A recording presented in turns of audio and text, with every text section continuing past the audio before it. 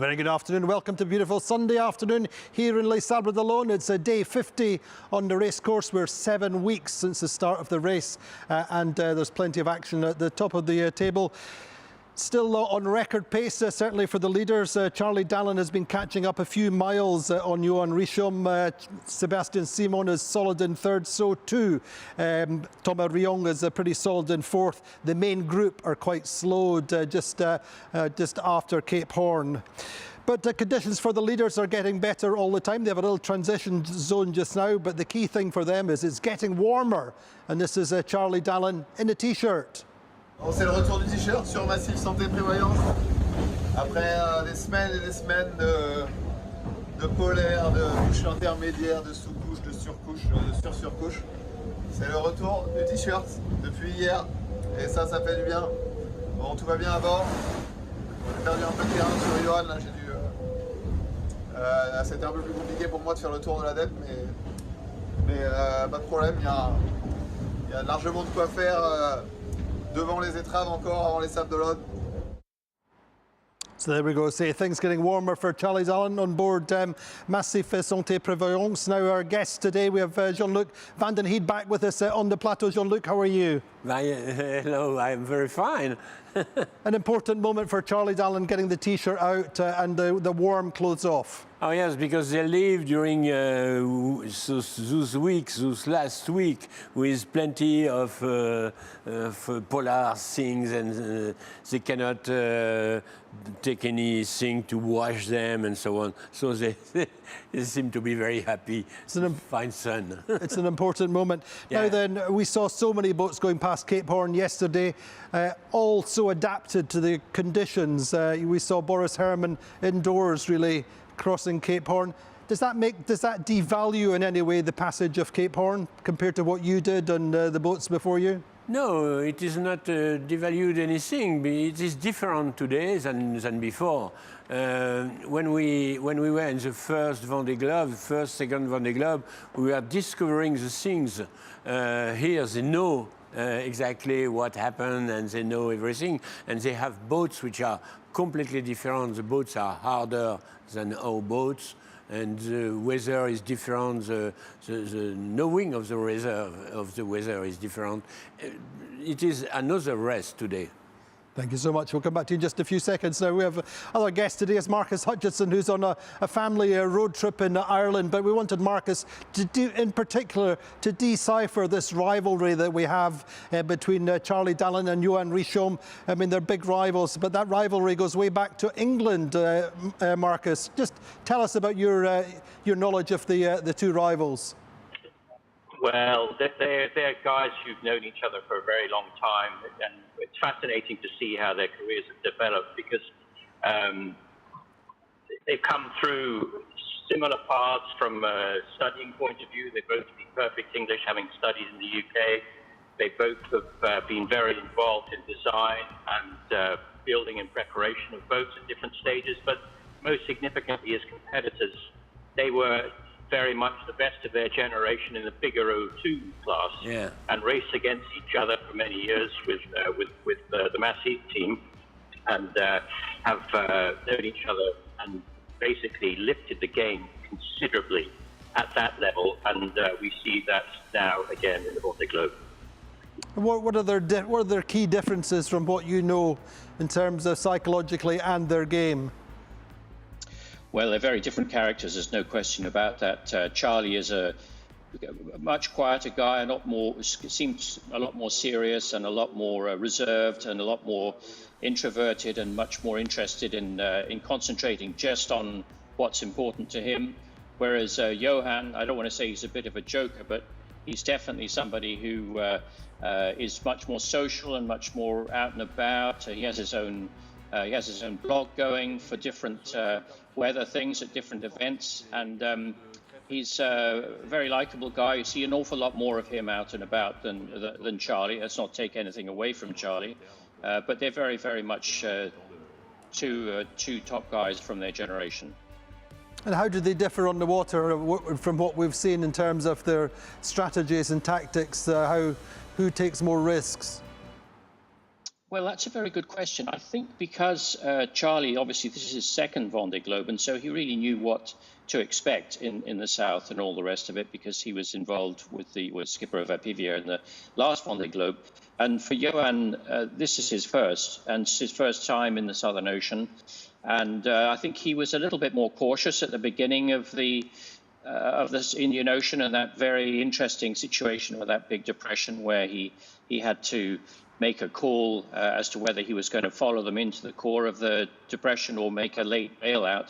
And I think he probably was a bit more conservative than he'd like to be, and probably had a chat to himself after that. And that's why he pushed so hard, and really a few things fell his way, but he really pushed hard after that depression to catch back up and get back in the mix with Sébastien and Charlie. And that would have been a massive boost to him to be able to get back into it.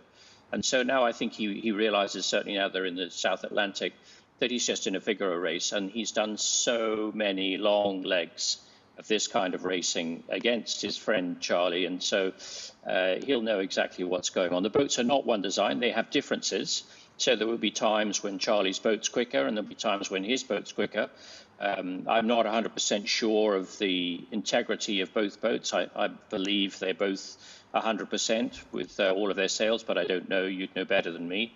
But I think we've got a fantastic spectacle ahead of us from now till the finish. And it wouldn't surprise me to see them swap the lead on still a few more times before we get to the finish line. It may well even be a photo finish.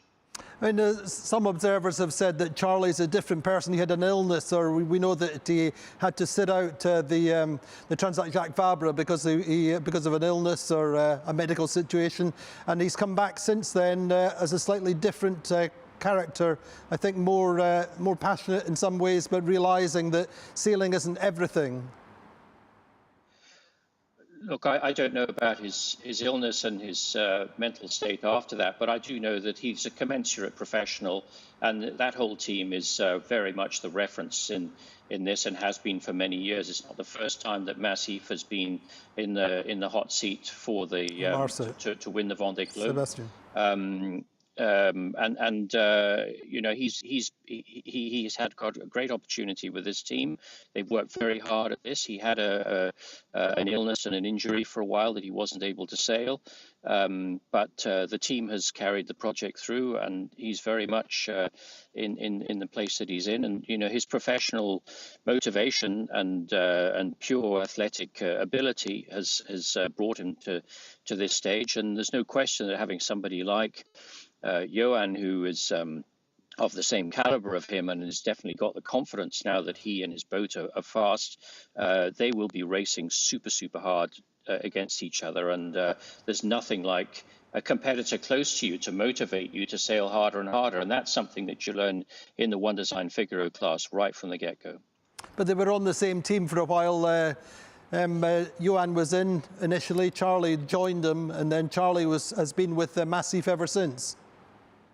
That's correct. Yes. It's the Massif Figaro program has two Skipper Massif. They have two Figaros, identical boats, one design boats, and they race. They've been racing for many years now. Even François Gabard was part of that. Paul Meyer was part of that team as well at different stages. Anthony Marchand and various others. And I think we've got Anthony wasn't part of that, but there've been plenty of skippers through that. There's no question that those two dominated the front of the Figaro 2 fleet. But they were so close and such rivals, friendly rivals, were training in the same environment, obviously working for the same sponsor, that they just collectively lifted the game higher and higher and higher. And we're just seeing the fruits of that now. It was very similar in the Figaro 1 era with the likes of Michel Desjoyaux and Roland Jourdain and Jean Le Cam. They were the top guys at that stage. And now it's the turn of the people who were dominant then, and we can look to the next Vendée Globe, one after. The people who were dominant in the Figaro 3 will be the key guys at that stage, people like Sam Goodchild and various others.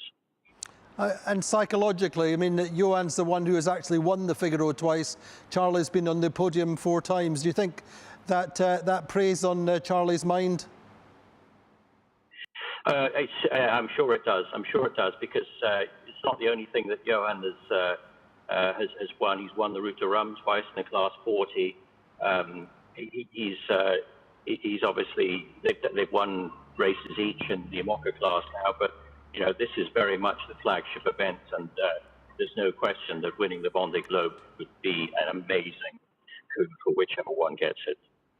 Marcus, thanks so much for your insight. Enjoy your trip and give my best to your family. Thanks, Marcus. All right, thank you, Andy. Talk soon. So, Jean-Luc, what do you think of this rivalry between Charlie Dalin and Johan Richomme? It's very, very, very interesting because they are both coming from the Figaro, he says that. And for me, Charlie Dalin has an advantage. He has done the Vendée Globe. He knows what it is. And it is only boat with wing I sail with him in the Trophy Azimut. Oh, did you? So yeah, so it was for me a great day for me to race with this boat, and I hope Charlie Dalin is going to finish first. I just hope. Who knows? You nail your colours to the mast, VDH. But I'll come back to you in a few seconds. But Sébastien Marsset has done. He's done 3 round the world so far. This is his first one solo. He's really enjoying the race for the daggerboard boats. And this was Seb earlier today. Overall, this race for the daggerboard boats is incredible. Yes, yeah, it's incredible. It's like the group behind is like there may be 5 or 6 boats. They're 100 to 180 miles behind. Benjamin in front might be like now maybe 70, and I'm with the Tanguy about 15 or 20, something like this. So in 250 miles, you've got like 10 boats. It's it's incredible, and it's really putting pressure to go as fast as possible, to be well trained all the time, to be on the autopilot settings, to have the boat in good shape all the time. So yes, it's challenging, but also it's good because I feel like the race starts to be long. We are aware now of, I don't know how many days, maybe 40 or 8 weeks. So it's good to have some other boats around to challenge us to keep the momentum. In the meantime, do you think you can catch Jean-Luc Cam? Of course. Okay, goodbye.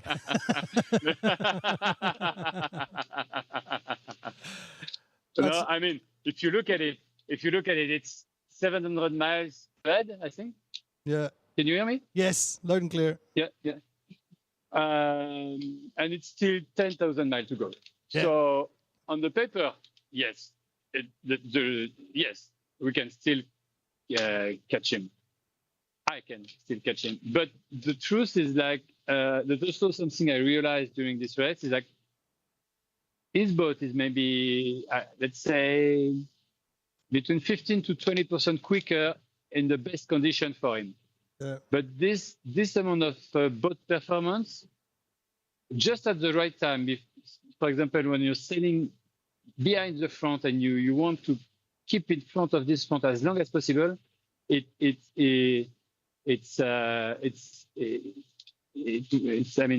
giving you a lot of advantage, because staying in front of the front, like maybe for 3, 5, or 8 hours, it's a lot of distance, and it's just what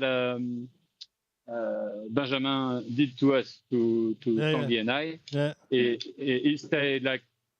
There's a little bit of extra boat speed he got, give him like hours in front of the front, and now he's away, 70 miles away.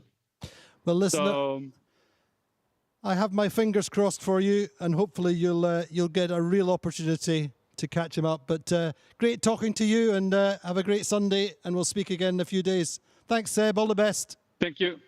Bye-bye. Thank you. Bye-bye. Bye-bye.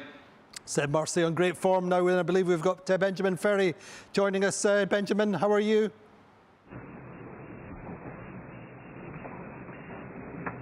I'm very fine. And you? How's our baby lion? How's life in the jungle? The baby lion has a bigger, bigger and bigger. Oh yes, I'm fine. I just heard that Sébastien Marsset took part of the race, and I'm quite happy to be 200 miles in front of them, because 2 days ago we were just next to them, so I think we did a great job for the 2 last days. And how are you enjoying the race compared to what you expected? Wow, you know, it's kind of weird because there's so many moments, like 3 days ago when we stopped with Tanguy-le-Turquet in the area with no wind, and we saw Jean-Luc Van Den Heede leave without us. It was a quite difficult moment because I think we did a great job before, and it was a very difficult moment. And for the last 3 days, it's perfect. There's some wind. The sea, it's amazing. We saw the Macquarie Island. It was a great moment. We crossed the anti-meridian, and in fact, all these bad moments, they are. It's a kind of, we are leaving the bad moments in order to appreciate the good moments. So, yeah, that's the Vendée Globe. Sébastien, Benjamin, we've got Jean-Luc Van Den Heede with us, who wants to say hello in English. Hello, Sébastien. How is your boat? Is your boat in perfect condition? Is 100%, or is it? Have you some problems with the boat?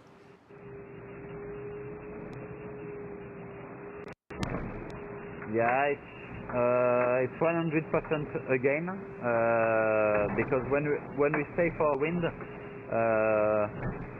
the good thing is that I had time to fix everything, so I fix them, and for now it's 100%, so that's cool. So the race is exactly like you hoped that it was when you start. You are happy like that? Yes, I think I was not expecting anything. I just take days after days. What I can say is that the Vendée Globe, it's really the way the most difficult in the world, and in the same way it's the best thing in the world, because like Michel Desjoyaux says, it's one shit thing per day, but I could say it's one lesson per day for me. We learn so many things as a sailor, but also so many things as men, you know. They so life lessons. We teach, like Vendée Globe teach us every day, and that is a very interesting thing, and I took it in my suitcase for the rest of my life, so that's a quite amazing experience. That's great to hear. Now, the king of the jungle, Jean-Luc Van Den Heede, do you still have contact with him from time to time? Yeah, that was funny because yesterday he called me, and it was so cool because we stay maybe like 40 minutes on the phone, and it was so funny. We just, keep talking, and he was very cute because he told me, I'm very disappointed for you about when I stopped in the area with no wind, and but she say I prefer that arrives to you than to me. Exactly. So that was funny. So now he took he had 8 miles before me, and now he's got 800 miles. But he knows you know, he teach me everything can happen until the final line. So I'm Sure. still giving 100% of what I can do, and we will see. Well, that's great to hear, Benjamin. We're really enjoying your race and all your communications, and have a good day and keep it up. Yeah, thank you very much. Have a good day and take care. So there we go, Benjamin Ferré. I mean, what do you think of his race? And he's on good form. Yes, yes, yes. It's funny, to all the people who are in the last part of the race, this seems to be very happy. I talked with Denis this morning, and he is very happy. They knew at the start that they cannot reach the first places. Yeah. They cannot be in the 10th first boat. So they do their race. They are in a group, so they are racing in their group, and each group is racing against the other, and it's funny. That's right. There's only 250 miles between the group of daggerboard boats, and they're having a great race all the time now. One skipper who's out there having a great time on his very, very first Vendée Globe is our Chinese skipper Jingkun Xu, and he's got a big smile, and he's got lighter winds at the moment, but a big storm coming in. But he's over halfway, and this is Jackie. Everything's okay for me. Good. You're looking good. How's the weather? The weather is nice. Now, today I just finished the Indian Ocean trip and in the Pacific. So the weather is really good, but no wind. Yeah. How do you feel about getting into the Pacific? I'm missing. I'm happy, but just missing my family and friends and life on land. I think the storms in the Pacific won't be worse than Indian Ocean. Yeah. If it weren't for the injuries, I could be doing better. I'm already 49 days. It's a long trip, so I just missing my family and my friends and the life on land. Yeah, I just missing them so much. The faster you go, the faster you'll be home. Yeah. So from tomorrow, I will be halfway. I will come back as soon.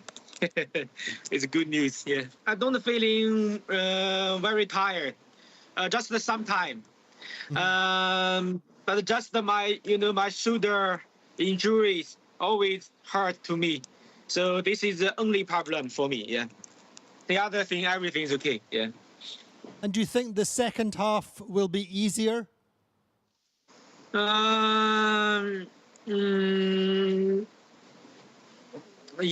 I think Pacific will be easier than the Indian Ocean. But I checked the weather, a lot of no wind area zone. Also, the Cape Horn is a big adventure. Yeah.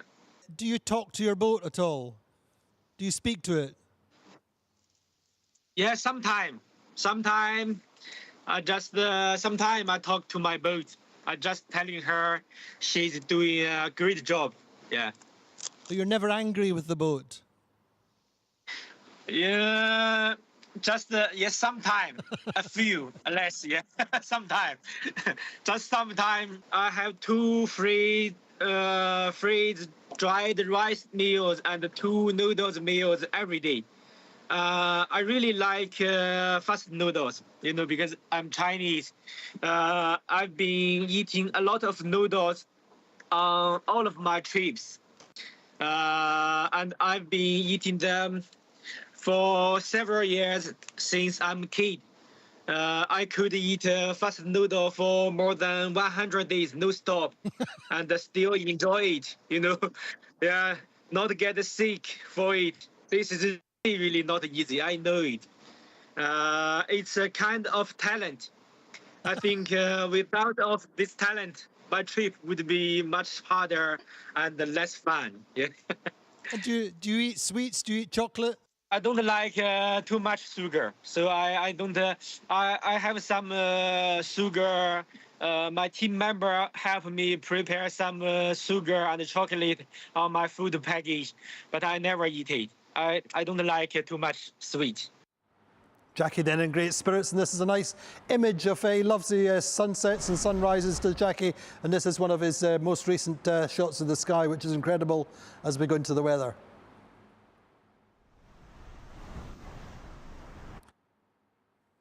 So for the leaders, it's all about getting across this band of high pressure and into the northeasterly breezes to the north side of the St. Helena High. So that's very much the agenda for the two leaders. A little bit of compression perhaps for Seb Simon, who's got good conditions just now. Looking at the animation, as I say, this high pressure ridge and the high pressure out here is evolving, and that's going to be slowing down the leaders. Seb Simon has got the stronger southerly breezes, downwind on starboard jibe, which is good for him, obviously working on the port foil as much as possible. And as I say, perhaps a little bit of compression coming into the leaders. Here's the high pressure here. This is going to be the key for them, is who can get into the northeasterly trades first in probably about 36 hours time. So that's the big challenge for the leaders. It's a good situation generally for Sébastien Simon, who's got good conditions, and all the time the group behind are in the high pressure. They're slowed at the moment, so all good for Seb. So looking at this situation, as I say, this high pressure generally dominating for in front of Thomas Richomme. Sam Goodchild taking a nice option to go inside Le Maire Straits and to the west of the main group. So we're seeing a small advantage for him. He should come out on top of the group if we watch the animation. Getting into the breeze first is Sam, and then he should be able to hold his own coming into the stronger winds now. But all the time, Thomas Richomme with this big gap, and pretty comfortable for fourth at the moment. But this gap is going to be fascinating to watch all the time.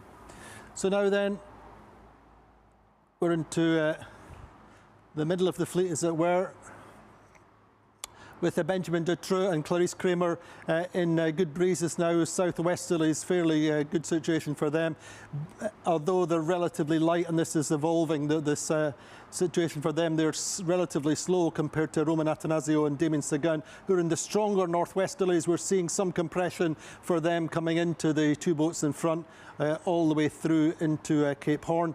And then behind them, the conditions much more complicated for the boats behind. At the back of the low pressure system, very confused seas and more unstable breezes for them. So that's that group, and now looking more towards the back, well, Benjamin Ferré and co here under this high pressure system, leading this little group, and so good stable conditions for them, northerly breezes generally, and looking back then, just Jingkun Xu, who we spoke to today, he's also got good conditions, working along with the ice exclusion zone, and then he has this low pressure. You can just see the far left of screen coming in as he's saying towards him. So that's the situation with the weather this Sunday. So lots going on all the way through the racecourse now. Pip Hare fans will know that Pip arrived into Melbourne yesterday. Certainly nice and positive, and she gave a nice interview when she arrived at the dock in Melbourne, and this is Pip. Right now, I feel really grateful. I feel incredibly humbled by all of the people that have given time and energy to help me, and the people that turned up to welcome me here. It's a massive loss. But I'm also quite proud. I'm proud to have rescued myself. I'm proud to have kind of stood by the philosophy that I've always had around seamanship and around the fact that if we choose to take these risks, if we choose to sail around the world on our own, we need to be responsible for ourselves, and I feel that that's what I've done, and I'm quite proud of that. It's very positive insights from Pip Hare. Now then, we're going into the ranking, and Conrad Coleman has said he's drawn out and has given us some nice images of MS Amlin.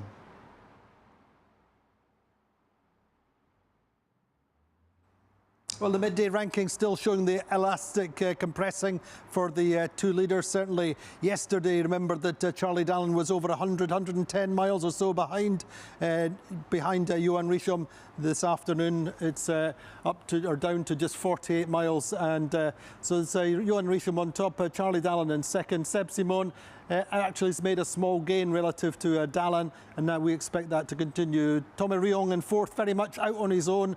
A good gap forward, a good gap behind him, so he's looking pretty good. But then it's the two pairs who are really super close together, Jeremy Bayo and Nico Lundven. Well, in effect, the same mileage, dead heat for them to the finish line at 1695, 1695, and behind them the other pair are Paul Mea, Boris Herrmann. 31 seconds, I think it was, that Paul was ahead of, Boris was ahead of Paul coming through Cape Horn yesterday. 1739, 1740, and about 20 odd miles behind, 25 miles behind. Sam Goodchild's, as I say, taking the other option. He's ahead of Justine Metro, but that's going to be one to watch. Justine in 10th, Yannick Bestaven, obviously with his problems, dropping back from that group. Otherwise, Clarice Kramer, Benjamin Dutroux, still about 48, 46, 47 miles between the two of them. Sam Davis in 14th. Another international, Giancarlo Pedotti, as usual, in 18th. Alan Rura, 19th, ahead of Isabel Joschk, who's now in 20th. Further down the table, Conrad Coleman in 28th. Kojiro Shiraishi, 30th. Ollie here. Great conditions for him just now in the high pressure system. Same too for Koji. Jingkun Xu, 33rd for the moment. Just Manu Kuzan just behind him, and Denis van Veenberg as ever 36th, but going well and pretty happy with his race so far. And you need this. So meantime, these are very tough times mentally and physically for the winner of the last race, Yannick Bestaven, who had this steering problem yesterday. But he's determined to get round to Cape Horn, and this was his report earlier on today. Bonjour à tous. So just saying hello, everyone. This is the first land that he's seen since the Ramirez Islands, just before Cape Horn. On se rapproche, on se rapproche. It's getting closer and closer to Cape Horn. Eh ben, c'est pas simple. Hein. It's not easy to get to this point. C'est pas simple d'arriver jusque là, mais bon, je vais le franchir mon troisième cap de ce Vendée Globe. He wants to make sure he crosses the third cape of his Vendée Globe. J'ai l'impression de conduire une voiture sans volant. He said it's like driving a car without a steering wheel. 500 000 nautiques comme ça, but he's already done 500 nautical miles like this. Du Cap Horn là pour voir. Then he's going to try and find shelter after Cape Horn. Voilà, en tout cas, merci, then he's going to see what the rest of his Vendée Globe will look like once he's round Cape Horn. So it's received a lot of messages of support from everyone. We'd really love to thank everyone. So Jean-Luc, difficult times for Yannick Bestaven, but it's important for him to get round to Cape Horn. Yes, because he probably will be obliged to stop somewhere to try to repair the thing which is conducting his two rudders. So it is quite complicated. I am afraid that he cannot repair, and if he cannot repair, he will be obliged to stop. Fingers crossed for him. We'll hope for him, because of course he is the winner of the last race. So unfortunately we're back into extra time once again, so thank you so much for joining us. Tomorrow my guests will be Will Harris as usual on a Monday, and Antoine Loriot-Prevost, who's the lead designer for the Amoca fleet at VPLP. So if you've got any questions or observations that you'd like to put to the big brains tomorrow, then do put them on our social media channels. But in the meantime, thanks for joining us, and we'll see you tomorrow.